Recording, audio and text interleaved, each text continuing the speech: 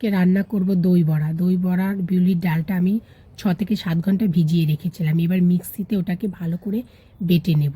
Butter পর ওটাকে 10 থেকে 15 মিনিট ভালো করে ফেটিয়ে নিতে হবে যাতে বড়াটা একটু নরম হয়। এবার কড়াইয়ের ভেতরে তেল দিয়ে আমি বড়াগুলোকে ভালো করে ভেজে নিচ্ছি এক এক করে। ভাজা চলছে, এবার ভাজা হয়ে গেলে একটা পাশে বাটিতে আমি একটু নুন আর চিনির জল দিয়ে রাখলাম ভিজিয়ে। এবার বড়াগুলো যখন ভাজা হয়ে যাবে তখন ওইগুলোকে ভিজিয়ে রেখে দিতে হবে।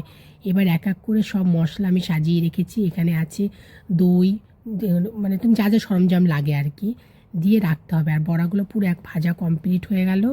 এবার আমি একটা বাটির ভেতরে গোটা জিরে, ধনে, শুকনো লঙ্কা নিয়ে কড়াইয়ের মধ্যে ভালো করে টেলে নিতে হবে, মানে ভাজা করে নিতে হবে একটা ঝাল মশলা তৈরি করার জন্য।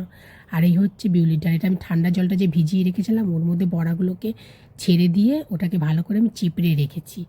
এইবার মশলাটাকে যে ভাজা করা হয়ে যাচ্ছে, ভাজা করার পর এটাকে এবার মিক্সিতে আর একটা বাটিতে পেস্ট করবো। আর এই যে জলটাকে দেখো আমি ছেঁকে নিচ্ছি, যেটা আমি ঠান্ডা জলে ভিজিয়ে রেখেছিলাম। ভেজে নিয়ে এবার এক এক করে ছেঁকে নিচ্ছি। আর যেসব সরঞ্জাম লাগবে আমি বলেছি, টক দই, ধনে পাতা, তোমার ঝুরি ভাজা এসব লাগবে। এবার দই নিলাম একটা বাটিতে। দইটাকে ভালো করে একটু বেশি করে দই নেব। এর ভেতরে চিনি আর নুন দিয়ে ভালো করে ফেটাচ্ছি। এবার বড়াগুলোকে এক এক করে সাজিয়ে ওর ভেতরে আমি টক দই, টমেটো সস আর হচ্ছে ধনে পাতা আর ওই মশলা ভাজাটা আমি দিয়েছি, দিয়ে একটা দই বড়া তৈরি করলাম। এইভাবে দই বড়া আমি করি। যে যেরকমভাবে করে আমি এইভাবেই করি, তাই তোমাদের সেটাকে তুলে ধরলাম।